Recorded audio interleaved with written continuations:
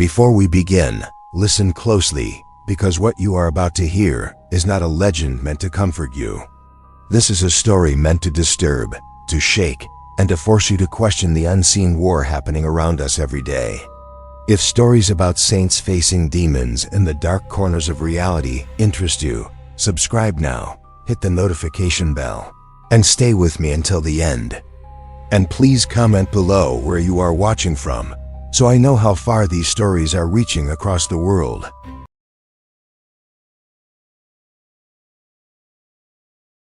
Saint Anthony the Great was not born a monk, he was not born holy. He was born rich. In the year 251 AD, in a small village in Upper Egypt, Anthony entered the world surrounded by land, livestock, servants, and comfort. His parents were Christians. Yes, but they were also wealthy. And wealth has a way of dulling the soul. As a child, Anthony learned how to read scripture, but he also learned how easy life could be when suffering stayed far away. No one could have guessed that this quiet boy would one day become the most hunted man in the desert, not by humans, but by demons themselves. Everything changed one morning inside a church. Anthony was around 20 years old when he heard the gospel reading that would split his life in two.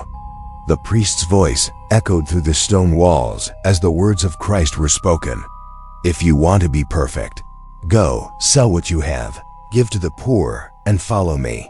Those words did not pass through Anthony's ears. They stabbed his heart. He felt as though God himself had spoken directly to him, and once you hear that voice, you can never unhear it. That very day, Anthony walked out of the church in silence. Within weeks, he gave away everything, his land, his wealth, his inheritance. He placed his younger sister into the care of Christian virgins, knowing he might never see her again. He did not say goodbye to comfort, he executed it. And then, without ceremony, Anthony walked toward the edge of society. At first, he lived near his village, learning the ascetic life from older hermits. He fasted until his body trembled. He prayed until his knees bled. He slept on the ground, ate once a day, sometimes once every few days. And this was when the first attacks began, not visions, not dreams, attacks. Saint Athanasius, who personally knew Anthony and later wrote the life of Anthony, recorded that the demons did not start violently, they started strategically. They whispered memories of wealth. They reminded him of his sister. They brought thoughts of women, of food, of comfort flooding his mind at night like poison smoke. Anthony fought back with prayer, but the attacks grew louder, darker, more physical. When temptation failed, the demons changed tactics. One night, as Anthony prayed alone in his hut, the air grew heavy as if the desert itself had stopped breathing. Without warning, he was thrown to the ground. Invisible hands struck him. His ribs cracked. His body slammed against the walls. Athanasius writes that the demons beat him so savagely that he could not speak. The pain was so intense that Anthony thought he was dying. The next morning, villagers found him unconscious, his body twisted unnaturally, his skin blackened with bruises. They carried him to a church, assuming he was dead. But hours later, Anthony opened his eyes. And instead of fear, he smiled. Barely able to stand, Anthony demanded to be taken back to his hut. The villagers begged him not to. His body was broken. His bones were cracked. But Anthony was no longer afraid of pain. Pain had become his weapon. That night, as he lay on the floor, unable to lift his arms, the demons returned. This time, they did not hide. The walls seemed to split open as beasts poured in, lions roaring, serpents hissing, scorpions crawling across his body. Athanasius describes creatures with distorted faces, burning eyes, and animal limbs, things that did not belong to any known species. They surrounded Anthony, screaming, mocking, threatening him with death. And Anthony laughed. With blood in his mouth and pain in every nerve, he shouted into the darkness, "If you had power, one demon would have been enough. But because you are weak, you come as many." The demons screamed not in victory, but in rage. Suddenly, a blinding light filled the hut. The beasts vanished. The pain stopped. Anthony knew without seeing that Christ himself had come.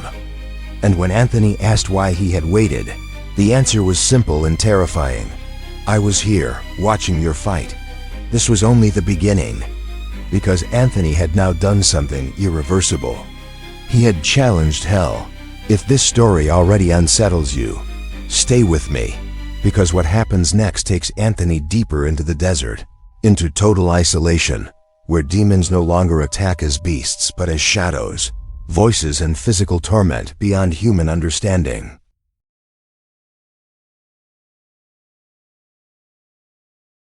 After surviving the first brutal attacks, Anthony realized something terrifyingly clear. The desert near people was not enough. The presence of other humans, even at a distance, acted like a shield. And if he was truly going to confront the forces that hunted him, he needed to go where no one else would follow. So Anthony did something unthinkable. He chose a tomb. Not a metaphorical tomb, not a poetic one. An actual burial place, carved into stone, used to store the dead. A place thick with decay, silence, and the memory of corpses. He asked a friend to seal him inside, bringing bread only twice a year. When the stone was rolled shut, Anthony was buried alive by choice. Darkness swallowed him completely. Inside the tomb, time lost meaning. Days blended into nights. The air was stale. The smell of death clung to the walls. Anthony prayed standing, sitting, lying down until his body became a living altar of exhaustion. And then, when his strength was lowest, the demons came again. This time, they did not pretend to be animals. They came as sound.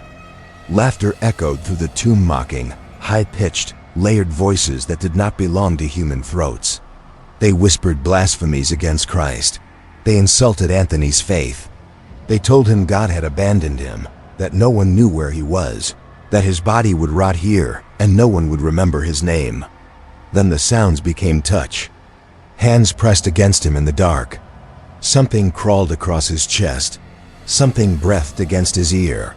Athanasius records that Anthony was lifted into the air and slammed against the stone walls, over and over, until blood soaked his clothes. The demons shouted triumphantly, believing this time they would finally break him. Anthony screamed not in fear, but in prayer. He cried out psalms with broken ribs. He called the name of Christ while his body was being crushed. And then came the most disturbing moment of all. The demons appeared as monks, pretending to be holy men, telling Anthony that obedience meant leaving the tomb, that humility meant quitting. Anthony recognized the lie. With the last of his strength, he shouted into the darkness, "Here I am, Anthony. You cannot drive me away. Even if you kill me, I will not leave." The demons answered with fury. The beating was so severe that when Anthony's friend returned months later to bring bread, he heard groaning from inside the sealed tomb. Panicking, he broke the stone open and found Anthony lying on the floor, twisted, bleeding, barely breathing. His body was so damaged that the friend believed he had arrived too late. Once again, Anthony was carried to a church like a corpse, and once again, he survived. But this time, something had changed. Anthony was no longer just resisting demons, he was learning how they think. He understood their patterns, their deceptions, their limits. And when his body healed enough to stand, Anthony made a decision that shocked everyone who knew him. He went back to the tomb, back to the darkness, back to the place where demons had almost killed him. This time, the demons did not attack immediately. They waited, they watched, they shifted tactics. They began to appear as light, as false angels, as beautiful visions meant to seduce rather than terrorize. Anthony would later warn monks that demons prefer to deceive than to destroy, because deception kills the soul quietly. Years passed in this battle, and slowly word began to spread. People whispered about a man in the desert who could not be broken. A man who spoke calmly about demons because he had seen them without masks. A man whose very presence disturbed evil spirits. Visitors came seeking advice, healing, protection. Anthony resisted fame, but the desert could no longer hide him. And the demons noticed something alarming. They were losing. So they prepared their most dangerous assault, yet not in the tomb, not in darkness, but in open daylight, where Anthony would face them not alone, but as a leader.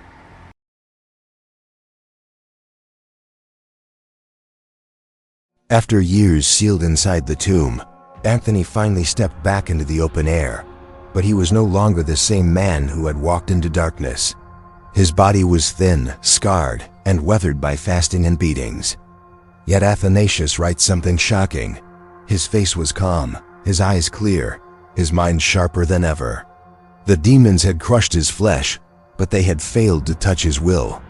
Anthony walked deeper into the desert than anyone dared.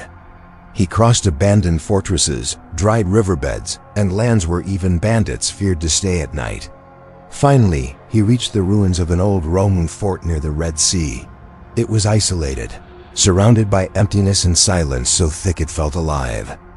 Anthony sealed himself inside once again, but now the demons understood something terrifying. This man was not hiding. He was claiming territory. The attacks began almost immediately. At night, the ground trembled beneath the fort. Voices screamed from every direction, imitating the cries of children, women, and dying men. Some nights, Anthony heard his sister's voice calling for help, perfectly replicated, filled with fear and desperation.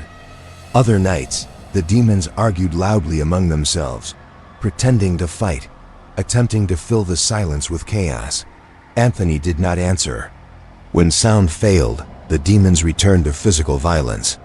Athanasius records that Anthony was beaten again and again, punched, kicked, thrown across the ground by unseen forces. Sometimes his body lifted into the air as if gravity no longer applied. Other times, his cell filled with shapes, black figures pressing against him, crushing his chest until breathing felt impossible. Yet the most dangerous attacks were the subtle ones. Demons appeared as angels of light, quoting scripture, praising his holiness, tempting him with pride. They showed him visions of crowds bowing to him, calling him Father of the Desert, offering him power and authority. Anthony later warned his disciples that pride is more lethal than fear, because it disguises itself as virtue. Each time, Anthony responded the same way by humbling himself even further. He fasted longer, he prayed harder, he slept less. He refused comfort, and something remarkable began to happen. Visitors who approached the fort reported hearing screams before they even arrived, not from Anthony, but from something inside, something furious, something losing control. The demons were reacting to his presence. People came to Anthony suffering from possession, madness, and terror. Athanasius records that when the possessed were brought near him, the demons screamed through their mouths, begging Anthony not to come closer. Some were freed instantly. Others writhed in agony as if burned by invisible fire. Anthony did not claim power. He claimed obedience to Christ. As years passed, the desert around him changed. Monks began to gather nearby, building cells, seeking guidance. Anthony became their spiritual father, teaching them how to recognize demonic deception, how to fight despair, how to endure suffering without hatred. He spoke openly about demons, not as myths, but as enemies with patterns, weaknesses, and limits. And that knowledge terrified hell. The attacks intensified. One night, Anthony's cell was filled with an overwhelming stench, like rotting flesh mixed with sulfur. Dark figures surrounded him, mocking him, threatening to tear his soul apart. They told him his teachings were useless, that monks would fall into sin, that his work would be forgotten. Anthony stood calmly and said words that echoed through the desert. "You are loud because you are afraid." At that moment, according to Athanasius, the demons vanished in chaos, as if scattered by a force they could not resist. But the war was not over. Anthony had become a symbol, and symbols attract hatred. Now elderly, weakened by decades of fasting, Anthony faced his final and most subtle battle, not with claws or screams, but with legacy, death, and the fear of being remembered wrongly.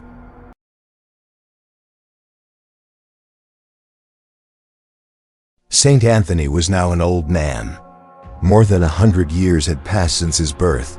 and his body carried the cost of every fast, every beating, every night spent standing in prayer while demons screamed around him.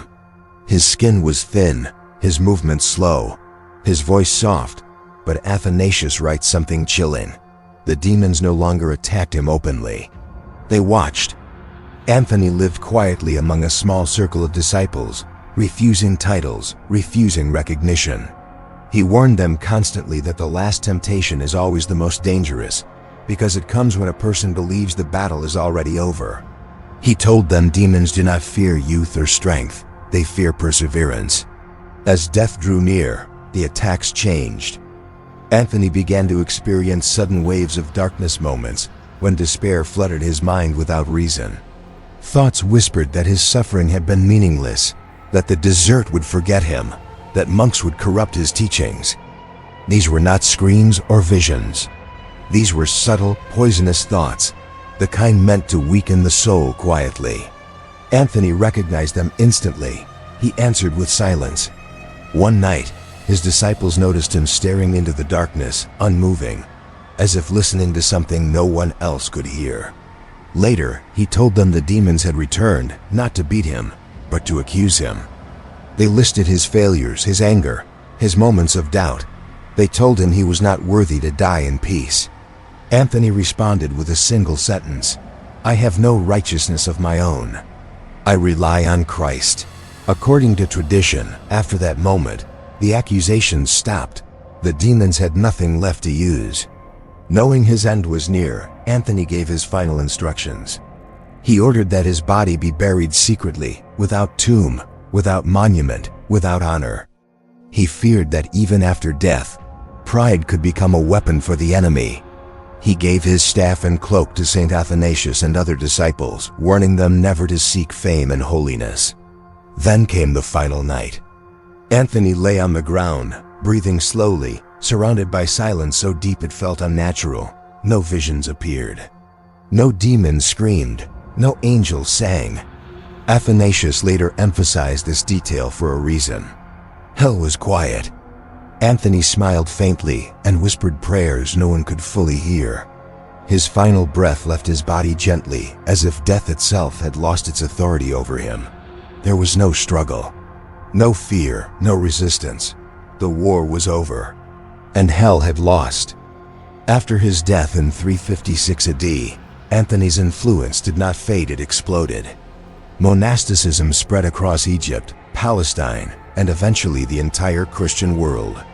Thousands followed his path into the desert, armed not with weapons, but with discipline, humility, and prayer. The demons that once ruled the wilderness were now confronted daily by men and women who had learned from Anthony how to stand firm. Saint Athanasius wrote, "The life of Anthony not to glorify suffering, but to reveal a truth most people avoid. The spiritual world is real, hostile, and watching. And one ordinary man, armed only with faith and endurance, forced it into retreat." So let me ask you quietly, honestly, if demons are real, if this battle still exists, then what does that mean for us today? If this story moved you, disturbed you, or made you think, subscribe to the channel, click the notification bell, and stay with me for more stories that history tried to whisper, but never fully silence. This was the life of Saint Anthony the Great, the man who entered the desert alone and left it forever changed.